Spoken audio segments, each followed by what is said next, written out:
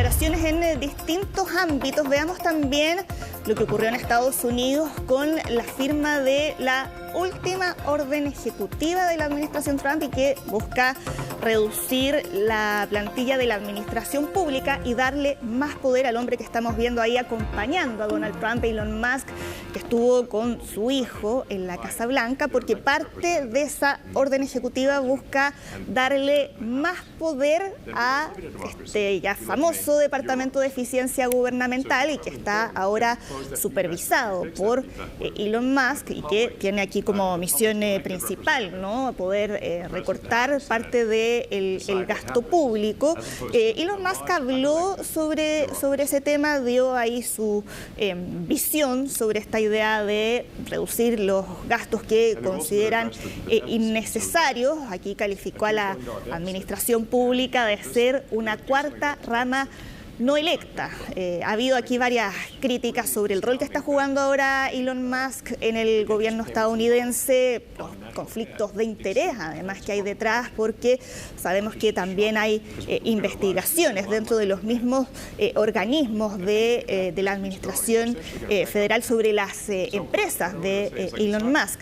Ahora, lo que él dice es que busca con esto ser transparentes y a pesar de que se negó a hacer públicas sus declaraciones financieras, y ahí también, como ya había mencionado, está ahí con su hijo, al que un nombre extraño, que él se refiere siempre a él como X. También ahí. El hijo. El hijo de como su red social. Sí. Sí, y ahí, claro, Elon Musk, que se ha negado ahí a transparentar sus declaraciones financieras, pero con el respaldo irrestricto que le ha mostrado hasta el momento Donald Trump, y que ha tratado también ahí de, a través de las distintas órdenes ejecutivas que ha firmado, establecer algunas restricciones. Por ejemplo, que a partir de ahora las agencias federales solo contraten un nuevo empleado por cada 4 vacantes que se produzcan, con algunas excepciones, eso sí, en algunas áreas como es el caso de control migratorio o seguridad nacional, pero lo que buscan aquí a grandes rasgos es reducir el personal, que es algo que también ha afectado a agencias importantes como es el caso de USAID, que es la agencia para el desarrollo internacional y que también ahí ha sido foco de varias críticas que ha recibido el gobierno de Donald Trump. Bueno, ya quedan pocos días, Roberto, para que se cumplan 3 años de la invasión rusa a Ucrania, y conocimos además declaraciones que entregó el presidente ucraniano Volodymyr Zelensky a la prensa británica, al diario The Guardian, donde dice que está listo para un intercambio de territorios con Rusia. Habló de negociaciones serias en este intercambio, en el cual él se refiere a abandonar la región rusa de Kursk, que está ahora bajo el control de Ucrania, a cambio de todas las zonas de Ucrania, sobre todo el este del país, y que han sido invadidas, recordemos, por Moscú desde el inicio de este conflicto en el año 2022, con combates que en realidad se venían arrastrando desde el año 2014, ¿no? Pero acá la respuesta que recibió por parte de Rusia fue decir...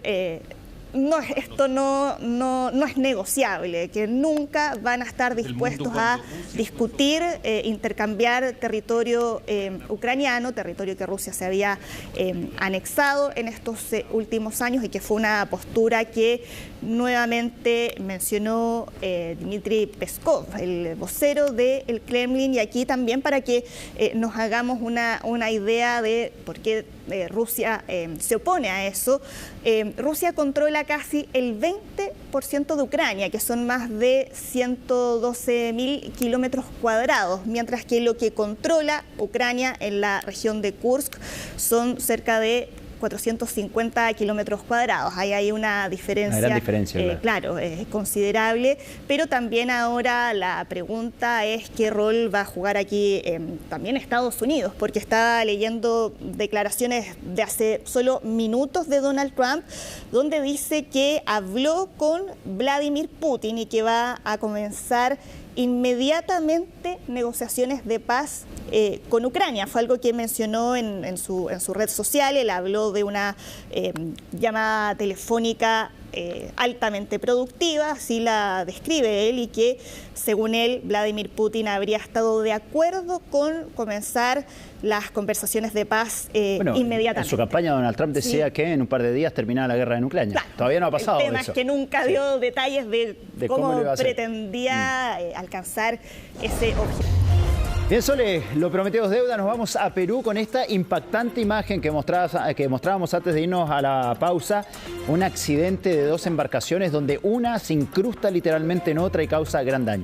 Sí, ahí estamos viendo los momentos de ese accidente, que es un accidente que ocurrió en el río Ucayali, con 2 embarcaciones que en una zona en la que hay una circulación alta de embarcaciones terminaron chocando. Ahí estamos viendo el momento exacto en el que se produce el impacto, en el que el barco más grande termina chocando a el más pequeño, con el susto que se llevaron obviamente ahí los pasajeros. Ahí se habla de varios pasajeros heridos, no se ha determinado la cantidad exacta de personas lesionadas, ni uno de ellos afortunadamente en estado grave, pero claro, aquí lo que han dicho las autoridades locales es que rápidamente trasladaron a los pasajeros para que recibieran atención médica y con daños materiales además importantes en cada una de esas embarcaciones, y fue la cámara de seguridad de el barco más grande el que pudo registrar el momento del choque, y eso ha sido ahí algo que le ha permitido a las autoridades poder tener una evidencia visual que va a ser muy importante en la investigación para poder tener ahí alguna respuesta de qué fue lo que terminó generando este choque. Veíamos ahí parte de las consecuencias. No le pueden tirar el salvavidas porque lo tenían enredado. Es que claro, el sujeto que está ahí adelante termina saltando al agua, pues se asustó o se cae producto del choque.